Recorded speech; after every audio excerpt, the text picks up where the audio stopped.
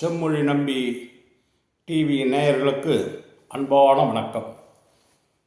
பிரேமலதா அம்மையார் அவர்கள் ஒரு அறிக்கையை கொடுத்திருக்கிறார். அவர் ரிஷிவந்தியம் தொகுதியிலே மணலூர் என்ற இடத்தில் விஜயகாந்த் அவர்கள் சட்டமன்ற உறுப்பினர் தொகையில் வைத்த அந்த பஸ் ஸ்டாண்டை பஸ் ஷெல்டர் அதை எடுக்கிறார்கள், திமுக பழி வாங்குகிறது, அவருடைய பெயரே இருக்கக்கூடாது என்று எப்படியெல்லாம் செய்கிறார்கள் என்று அவசரமாக ஒரு பொய்யான அறிக்கையை தயார் செய்து வேகமாக ஏதோ நாட்டிலே பெரிய சூறாவளி நடைபெறுவதாக, நாட்டிலே பெரிய கொடுமை நடைபெறுவதாக, பல மக்கள் வாடுகின்றார்கள், வதைகின்றார்கள் என்பதைப் போல அவர் விஜயகாந்துடைய புகழை மறைப்பதற்கு திட்டமிட்டு வேலை செய்கிறார் என்ற அறிக்கையை கொடுத்திருக்கிறார். நான் கேட்கிறேன், பிரேமலதா அம்மையாரே, உங்களுக்கு கொஞ்சமாவும் நன்றி இருக்கின்றதா? இன்னும் விஜயகாந்துடைய கல்லறை ஈரம் கூட காயவில்லை. அந்த அவருடைய இறப்புக்கு எந்த அளவுக்கு பெருமைப்படுத்தியது திராவிட முன்னேற்ற கழகம். 2 முறை வந்து தன்னுடைய நண்பருடைய மறைவுக்கு வருத்தம் தெரிவித்து அதற்கு அரசாங்க மரியாதை செலுத்த வேண்டும் என்று அரசாங்க மரியாதை கொடுத்து வேண்டிய உதவிகள் செய்து அருமையாக உதவிகள் செய்தாரே மு.க. ஸ்டாலின். அதற்கு நீங்கள் காட்டுகின்ற நன்றி விசுவாசம் இதுதானா? ஆனால் உங்களுக்கு நன்றி என்பதெல்லாம் கிடையாது. பணம் பணம் பணம் பணம் பந்தியிலே குணம் குப்பையிலே என்று சொல்வார்கள். அதுதான் உங்களுக்கு இன்றைக்கு நடந்து கொண்டிருக்கிறது. வரலாறுகளை திரும்பி பார்ப்போம் என்று சொன்னால், விஜயராஜ் என்கின்ற விஜயகாந்த் சாதாரண மனிதராக இருந்தார். அவருக்கு அன்றைக்கு இப்ராஹிம் ராவித்தர் என்று ஒருவர் இருந்தார். அந்த இப்ராஹிம் ராவித்தர் அவருக்கு நல்ல நண்பராக இருந்தார். அவர் ஒரு முறை விஜயகாந்த் அவர்கள் ரஜினிகாந்த் நடக்கும் முரட்டுக்காலை என்ற ஒரு படத்திலே ஏவிஎம் சரவணன் அவர்களிடம் நீங்கள் அதில் வில்லனாக நடைபெறுவதற்காக விஜயகாந்த் 50,000 பணத்தை அட்வான்ஸாக வாங்கி கொண்டார்.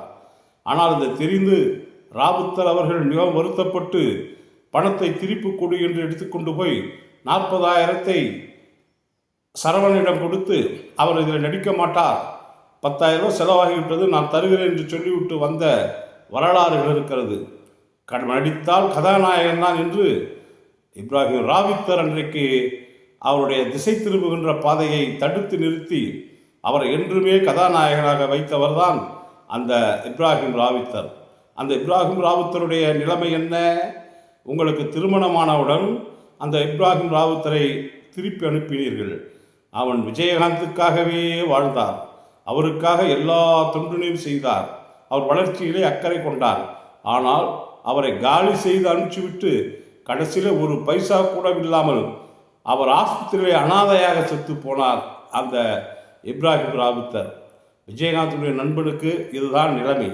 அவருக்காக போராடியவனுக்கே இந்த நிலைமை என்று சொன்னால், இன்றைக்கு திராவிட முன்னேற்ற கழகம் விஜயகாந்திற்கு வேண்டிய கட்சியாக திராவிட முன்னேற்ற கழகம் மீது விஜயகாந்தும் அன்பான அளப்பரிய அன்பு வைத்திருந்தார். இதையெல்லாம் மனதிலே வைத்து அவருடைய இறப்புக்கு நாம் மரியாதை செய்தால், மரியாதை செய்த உடனே நீங்கள் கோடாரி இழுத்து வீசுகிறீர்களே, இது நியாயமா? நாங்கள் சொல்ல ஆரம்பித்தால் உங்களால் தாங்க முடியுமா? நான் கேட்கிறேன், நீங்கள் எப்படி கூட்டணி போட்டீர்கள், எப்படி கூட்டணி போடுகிறீர்கள் என்று எங்களுக்கு தெரியாதா? இப்போது நீங்கள் பிஜேபியிட பேசி கொண்டிருக்கிறீர்கள், உங்கள் விருப்பம், அதை பற்றி நாங்கள் எதுவும் சொல்ல விரும்பவில்லை. ஆனால் செத்த நாய் மேல் எத்தனை வண்டிகள் ஏறினாலும், லாரி ஏறினாலும் ஒன்று தான், ஸ்கூட்டர் ஏறினாலும் ஒன்று தான், கார் ஏறினாலும் ஒன்று தான். செத்த நாய்க்கு தெரிய போவதில்லை. ஆக நீங்கள் இன்றைக்கு இல்லாத ஒரு கட்சி, இந்த கட்சியை வைத்துக்கொண்டு எப்படியெல்லாம் பம்மாத்து வித்தை காட்டி நீங்கள் பிஜேபியிடம் பணம் வாங்க வேண்டும் என்று முயற்சி செய்கிறீர்கள் என்பது தமிழ்நாட்டு மக்கள் புரிந்து கொண்டுதான் இருக்கிறீர்கள்.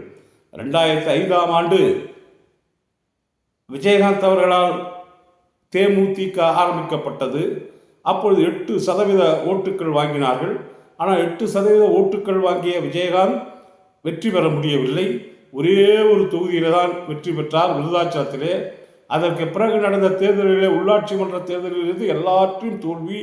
அதனால் 2006ஆம் ஆண்டு நடந்த தேர்தலிலே, 2016ஆம் ஆண்டு நடந்த தேர்தலிலே நீங்கள் ஜெயலலிதாவிடம் கூட்டணி போடுகிறீர்கள். ஜெயலலிதாவிடம் கூட்டணி போட்டு நீங்கள் தேர்தலில் நிற்கிறீர்கள். உங்களுடைய 8% கூட்டணி 8% ஓட்டையும் அவருடைய 30% ஓட்டையும் சேர்த்து தான் நீங்கள் ஜெயித்தீர்களே தவிர தனிப்பட்ட முறையில் தேமுதிகவுக்கு ஒன்றும் ஓட்டு விழவில்லை. அவர்கள் கூட்டணியில் நின்று பெரும்பான்மையான ஓட்டு சதவீதத்தை வங்கியை வைத்திருக்கின்ற அதிமுகவில் நீங்கள் வெற்றி பெற்றீர்கள். அதற்கு பிறகு நடந்தது என்ன?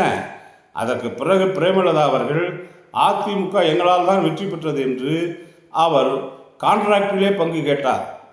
அவர் ஒரு டாஸ்மாகிலே பங்கு கேட்டார். அவர் எதிலேயே பங்கு கேட்டார். பங்கு கேட்டு அவரை நச்சரிக்கின்ற பொழுது அன்றைக்கு இருந்த சசிகலா அவர்கள் சொல்லிவிட்டார், எதுவாக இருந்தாலும் நீங்கள் அது வேறு இது வேறு, நீங்கள் பார்ட்டி ஃபண்டு கொடுத்து தான் ஆக வேண்டும் என்று அவர் சொல்லிவிட்ட காரணத்தினால் அவர் மீது வெறுப்படைந்து ஜெயலலிதாவை எதிர்க்க ஆரம்பித்தார் விஜயகாந்த். அதற்கு தூண்டுகோல் நீங்கள் தான். அன்று எதிர்க்க ஆரம்பிக்கிற பொழுது பிரச்சனை வருகிறது.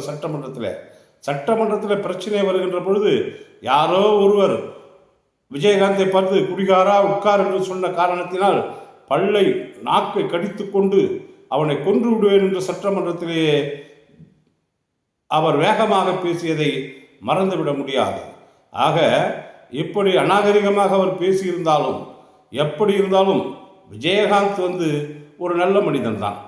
ஏதோ அவருடைய மனைவி அவருடைய மைத்துனர் மீது அளவு கடந்த பாசத்தின் காரணமாக இவர் அவர்களிடம் விழுந்து விட்டார். இவருடைய எண்ணம் அவர்களிடம் செல்லவில்லை. அவர்களுடைய மொத்த எண்ணம் என்னவென்று சொன்னால் பணம் சம்பாதிப்பது.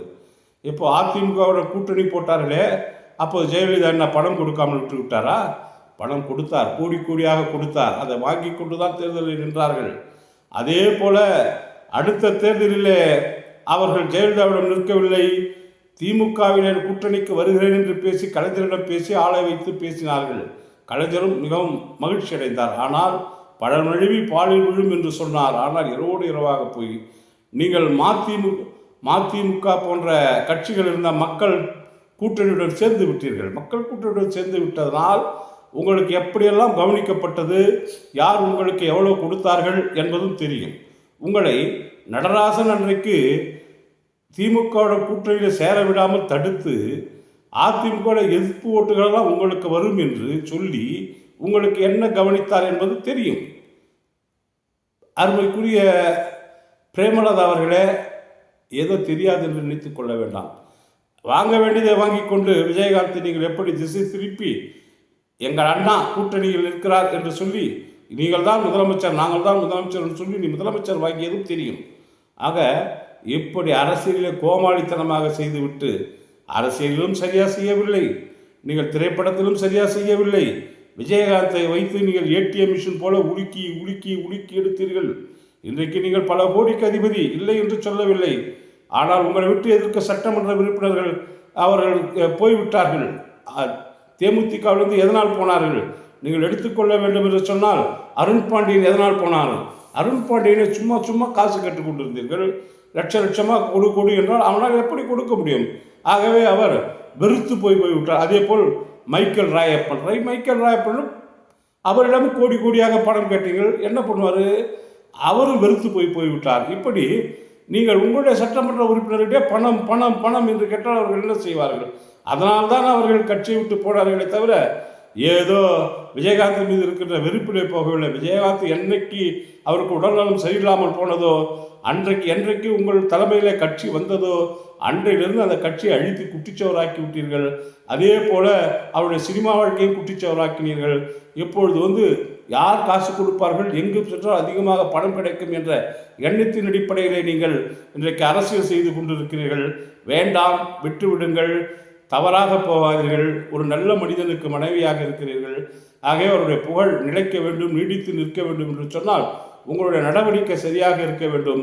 இல்லை என்றால் விஜயகாந்தையும் விமர்சிக்கின்ற சூழ்நிலையை தயவு செய்து நீங்கள் உருவாக்கிவிட வேண்டாம் என்று அன்போடு கேட்டுக்கொள்கிறேன். திருந்துங்கள்.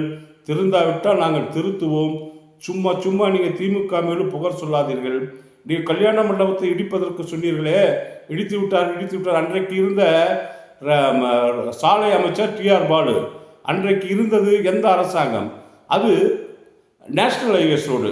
அன்றைக்கு 2 கோடி ரூபாய் தான் அந்த உங்கள் இடத்துக்கு நீங்கள் கவர்மெண்ட்டு கொடுத்த இடத்துக்கு கொடுக்க முடியும். 2 கோடி ரூபாய் தான் கொடுக்க முடியும். ஆனால் அன்றைக்கு 8.5 கோடி ரூபாய் உங்களுக்கு வாங்கி கொடுத்திருக்கிறார்கள். நன்றியை மறந்து விடாதீர்கள். சும்மாட்ட அரசியலுக்காக மேம்போக்கு அப்படி பேசிட்டு அரசியல் லாபம் சம்பாதிப்பதற்கு பொய் பேசி புரொடி பேசி கொண்டு இருக்க வேண்டாம் என்று கூறி இத்துடன் நீங்கள் திமுகவை விமர்சிப்பதை நிறுத்திக் கொள்ள வேண்டும். இல்லை என்றால் பதிலுக்கு நாங்களும் விமர்சனம் செய்வோம் என்று சொல்லி அன்புடன் வாசகர்களே, நேயர்களே, இதை போன்ற பதிவுகள் உங்களுக்கு சேர வேண்டும் என்று சார் அவர்களுக்கு செம்மொழி நம்பி டிவியை சப்ஸ்கிரைப் செய்யும்படி அன்போடு கேட்டுக்கொள்கிறேன். நன்றி, வணக்கம்.